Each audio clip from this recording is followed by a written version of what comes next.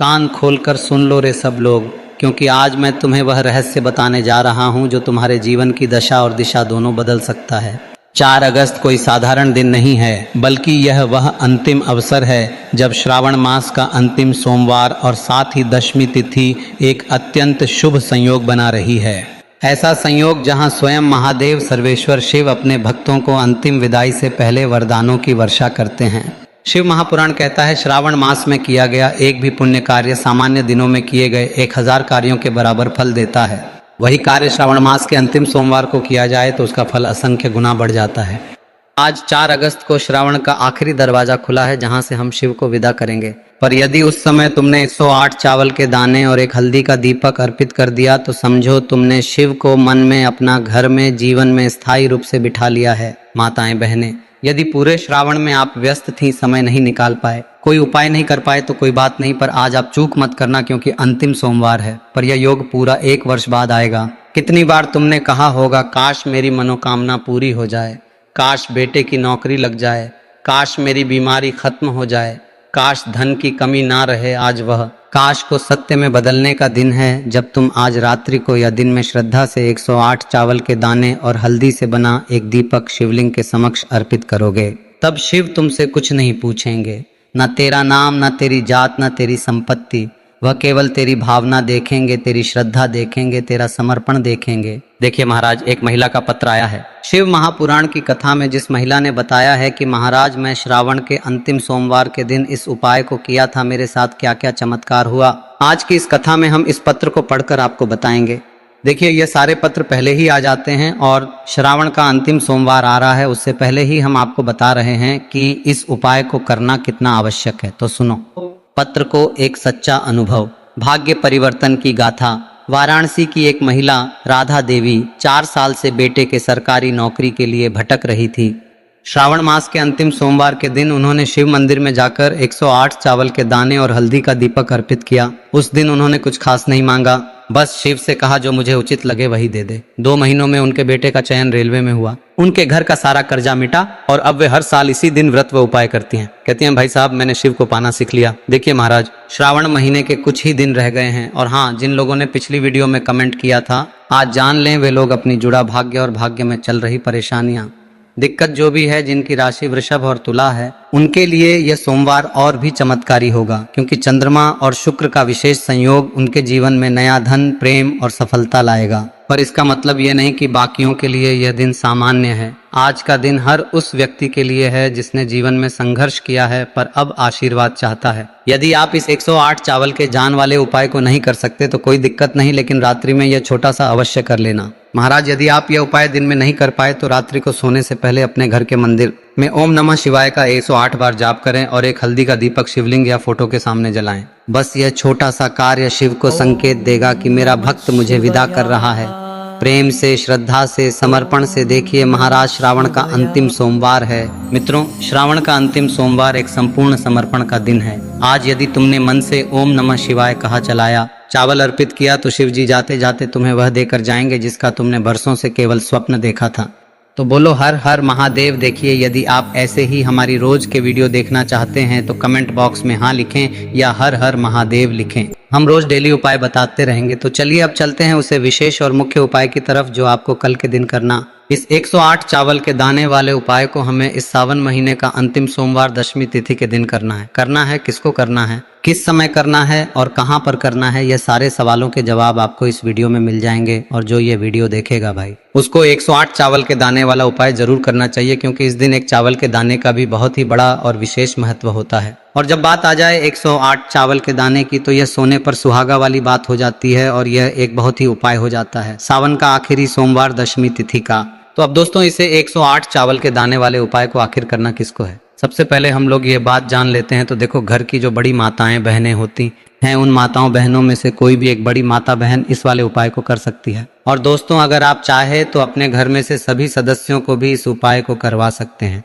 अगर किसी व्यक्ति की खुद की कोई मनोकामना है, खुद की कोई दुख और परेशानी है जो कि वह अपने लिए करना चाहता है, इस वाले उपाय को तो वह खुद अपने लिए भी कर सकता है क्योंकि आखिरी सोमवार है। बाकी अगर कोई घर में से ऐसा है जो कि अपने पूरे घर परिवार की सुख और शांति के लिए यह उपाय करना चाहता है तो भाई वह भी कर सकता है, उसमें भी कोई दिक्कत वाली बात नहीं है।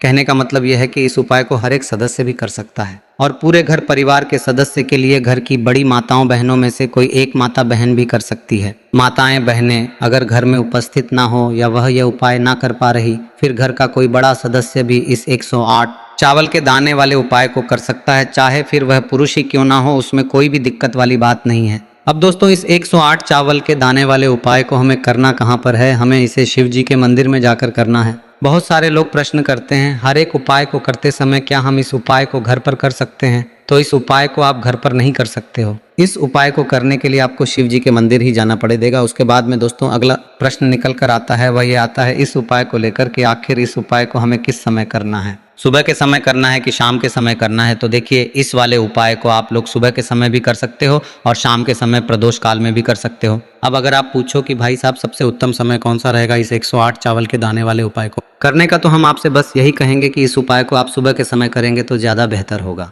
बाकी अगर प्रदोष काल के समय भी करेंगे तो भी अच्छा होगा, उसमें कोई भी दिक्कत वाली बात नहीं है। तो अब दोस्तों जो अगली सबसे बड़ी और महत्वपूर्ण बात आती है वह ये आती है कि सुबह अगर हम उपाय को करेंगे तो हमें कितने बजे से लेकर कितने बजे तक के बीच में करना है, और शाम के समय प्रदोष काल में करेंगे तो हमें कितने बजे से लेकर कितने बजे के बीच में करना है। तो देखो सुबह जितनी जल्दी हो सके आप उपाय को करने की कोशिश करना। बाकी अगर किसी कारणवश लेट भी हो जाओ, थोड़ी देर भी हो जाए तो 10 या 11 बजे तक उपाय कर लेना, पर 12 बजे से ज़्यादा देरी ना हो, ठीक है? इस बात का ध्यान रखना। उसके बाद में दोस्तों अगर शाम के समय प्रदोष काल की बात करें, प्रदोष काल का जो समय है होता है वह शाम के 06:00 बजे से शुरू हो जाता है। मतलब शाम के 06:00 बजे से लेकर 7:00 बजे के बीच का जो समय होता है यह समय प्रदोष काल का समय होता है। पर अभी जो मौसम चल रहा है इस मौसम में जो है शाम बहुत देरी से होती है, तो आप इस उपाय को 7 या 08:00 बजे के बीच में भी कर सकते हो। मतलब शाम के 06 बजे से रात 08:00 बजे के बीच में आप कभी उपाय को कर सकते हो, उसमें कोई भी दिक्कत वाली बात नहीं है। अब दोस्तों यहाँ पर इस उपाय को लेकर एक और सबसे बड़ी बात यह निकल कर आती है कि इस 108 चावल के दानों को हमें लेना कहाँ से होता है और हमें इस उपाय को करने के साथ में क्या, और कुछ भी सामग्री ऐसी होती है जो शिव जी के मंदिर लेकर जाने पर डरती है। तो देखो यहाँ पर हम आपको बता दें, सबसे पहले आप लोग ये जान लो कि ये जो 108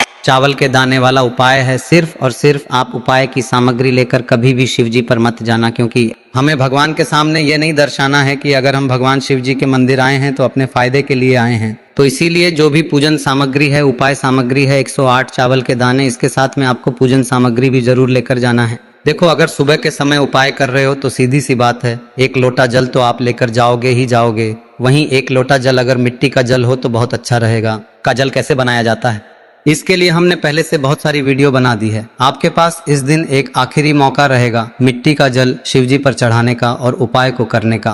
बहुत बड़ा आपको इस दिन फल मिलेगा, तो इसलिए इस दिन हो सके तो भाई मिट्टी का जल चढ़ाना, तो अपने साथ में कम से कम 1 लोटा जल तो आपको लेकर जाना ही जाना है। अगर मिट्टी का जल नहीं है तो घर का जल भी आप इस्तेमाल कर सकते हो। इसके अलावा जो भी पूजन सामग्री है, देखो 108 चावल के दाने ये अलग आपके के, और जो आपकी पूजन सामग्री रहेगी वह अलग रहेगी। पूजन सामग्री में आप जो भी चीज लेकर जाना चाहे वह लेकर जा सकते हैं, उसमें कोई भी दिक्कत वाली बात नहीं है। वहीं अगर हम बात करें शाम के समय की, तो शाम के समय शिवजी पर जल नहीं चढ़ता है, इसीलिए शाम के समय आप लोग एक दीपक तैयार कर ले जो कि गोल बत्ती का, आटे का, शुद्ध देसी गाय का घी का होगा, है ना। इस बात का आप लोगों को ध्यान रखना है, और इस दीपक को आपको घर से जलाकर नहीं लेकर जाना है, भगवान शिव जी के में जाकर ही जलाना है। इस बात का भी आप लोगों को ध्यान रखना है। अब दोस्तों यहाँ पर हमें इस बात को समझना है कि 108 चावल के दाने हमें लेना कहाँ से है। क्या हमें दुकान से लेकर आना है, या हमें अपने घर से लेना है, या कहाँ से लेकर आना है, और कौन से चावल लेना है, क्योंकि चावल भी बहुत प्रकार के होते हैं। तो देखो इन सभी सवालों के जवाब आप लोग एक बात में सुन लो कि भाई ये जो उपाय है, इस उपाय में आपको ये नहीं देखना है कि भाई कौन से चावल है कौन से चावल नहीं है।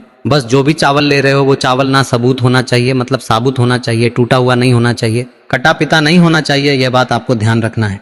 बाकी आपका चावल बासमती हो या सादा चावल हो या कोई सा भी चावल हो, उसमें कोई भी दिक्कत वाली बात नहीं है। तो सीधी सी बात है कि आपके घर के रसोई घर में जहाँ पर आप भोजन बनाते हो, वहाँ पर जो भी चावल आपके ऊपर स्थित हो, उन चावलों में से अपनी एक कटोरी भर लेना या एक मुट्ठी चावल अलग से निकाल कर रख लेना, क्योंकि हम इस 108 चावल ही यहाँ पर इस उपाय में लेने वाले हैं। ये चावल के दाने गिनकर निकालने पड़ेंगे, इस बात का आप लोगों को ध्यान रखना है। तो आपने उसे चावल की कटोरी में से या चावल में से 108 ऐसे चावल के दाने आप लोग निकाल लो जो कि टूटे हुए ना हो, कटे फटे ना हो, जिनमें कोई दाग ना लगा हुआ हो, है ना। अच्छे साबुत चावल के दाने 108 दाने आप लोग निकाल कर रख लो, और इन्हें किसी भी एक कागज की पुड़िया में या किसी एक छोटी सी कटोरी में आप लोग रख लो ताकि यह सुरक्षित रहे। आपके एक भी चावल का दाना इधर इधर उधर ना हो और आपका उपाय भी पूरा अच्छे से हो। जैसे ही आपका उपाय की जो सामग्री है 108 चावल के दाने ये तैयार हो जाते हैं। उसके बाद में आपको जो भी अपनी पूजन सामग्री है सुबह के समय कर रहे हो तो एक लोटा जल या पूजन सामग्री जो लेकर जाना चाहे उसकी भी तैयारी कर लेना। और शाम के समय जा रहे हो तो भाई अपना जो दीपक है उसे तैयार कर लेना, ठीक है। और उपाय को करते समय शुद्धता का विशेष रूप से ध्यान रखना, ठीक है। सुबह सुबह स्नान करने के बाद ही उपाय को करने की आप लोग तैयारी करना। उसके बाद अगर शाम के समय की बात, तो शाम के समय आपको स्नान करने की जरूरत नहीं है, पर शुद्धता का ध्यान रखना है। आपको स्नान तो नहीं करेंगे, आप हाथ मुंह धोकर भी इस वाले उपाय को शाम के समय प्रदोष काल में कर सकते हैं। इसमें कोई दिक्कत वाली बात नहीं है। तो आप अपने उपाय की पूरी सामग्री तैयार करके आपके पास ही में जो आपका शिव मंदिर हो वहां पर पहुंच जाइए। सबसे पहले शिव मंदिर में जाकर आप लोगों को उपाय नहीं करना है, पहले भगवान के दर्शन करना है, भगवान से आशीर्वाद प्राप्त करना है, फिर शिव जी के पास में आना है। शिवलिंग के पास में आने के बाद आप जो पूजन सामग्री लेकर आए हुए हैं, जैसे कि सुबह गए हुए होंगे तो एक लोटा जल और जो भी पूजन सामग्री लेकर आए हैं आप उनसे भगवान शिव जी की पूजन कीजिए। सबसे पहले तो एक लोटा जल ही चढ़ेगा, उसके बाद में आपकी पूजन सामग्री चलेगी। उसके बाद में अगर दोस्तों शाम के समय अगर आप इस उपाय को कर रहे हो तो अपने साथ में कम से कम एक जो दीपक है गोल बाती का जो आप अपने साथ में लेकर गए हो, उस दीपक को मंदिर में जाकर अपनी माचिस से जलाना है। दीपक को शिवलिंग के पास में रखना है, ठीक है। इस दीपक को रखने के बाद ही आप लोगों को अपना यह वाला उपाय शुरू करना है। और दीपक को ज़्यादा पास में मत रखना, वैसे भी गर्मी पड़ रही है, भगवान शिव जी को आंच नहीं लगनी चाहिए, है ना। तो भाई जैसे ही आपकी पूजा अर्चना हो जाती है आप भगवान शिव जी को प्रसन्न कर लेते हैं। उसके बाद में शिवलिंग के पास ही में आप कहीं पर बैठ जाइए, सामने या आसपास जिस जगह पर आपको बैठना हो वहाँ पर बैठ जाइए और अपने वह 108 चावल के दाने अपने ने निकाल कर रख लीजिए। क्योंकि अब यहाँ पर उपाय को यहाँ पर करने की आपको तैयारी करना है। और इस तरीके से जब आप उपाय करेंगे, पूजन सामग्री करने के बाद, पूजन अर्चना करने के बाद, तो आपको उपाय का फल बहुत जल्दी और बहुत बड़ा होकर मिलेगा। तो अपने 108 चावल के दाने अपने सामने निकाल कर रख लेना। और ये जो उपाय है ये आपकी सीधे हाथ की हथेली से होगा, इसलिए इस बात का भी विशेष रूप से ध्यान रखना है। तो सीधे हाथ की हथेली का प्रयोग करके ही आप लोग अपना इस वाले उपाय अपने सामने, जो भी आपकी कागज की पुद्दिया है उसको खोल कर रख लो, या कटोरी है तो भाई उसे अपने सामने रख लो और अपने वो 108 चावल के दाने निकाल लो, ठीक है। उसके बाद में दोस्तों अब आपको क्या करना है कि शिवलिंग आपके सामने होगी तो आपने वह 108 चावल के दाने एक एक करके आपको शिव जी के शिवलिंग के ऊपर चढ़ाना है, वहां पर चढ़ाना है, शिवलिंग के ऊपर चढ़ाना है और कहीं पर भी नहीं चढ़ाना है। आपको अपने हथेली से तो शिवलिंग के ऊपर चढ़ाना है, भले ही फिर वह अपने जलाधारी पर गिर जाए या मतलब वहीं पर गिर जाए, उसमें कोई दिक्कत वाली बात नहीं है, पर आप चढ़ाओ शिवलिंग के ऊपर ही। तो आपको क्या करना है, अपना पहला चावल का दाना उठाना है, श्री शिवाय नमस्तुभ्यम बोलना है और शिवलिंग पर चढ़ा देना है। इसी तरीके से दूसरा चावल का दाना उठाया, शिवलिंग पर चढ़ाना है और मंत्र बोल देना है। और फिर तीसरा चावल का दाना उठाना है, श्री शिवाय नमस्तुभ्यम बोलना है और चढ़ा देना है। इसी प्रकार से आपको पूरे 108 चावल के दाने एक एक करके शिव जी के ऊपर चढ़ाना है और भगवान से प्रार्थना करते जाना है। मतलब प्रार्थना तो आपको आखिरी में करना है, पर हर एक चावल के दाने को चढ़ाते समय श्री शिवाय नमस्तुभ्यम जरूर बोलना है।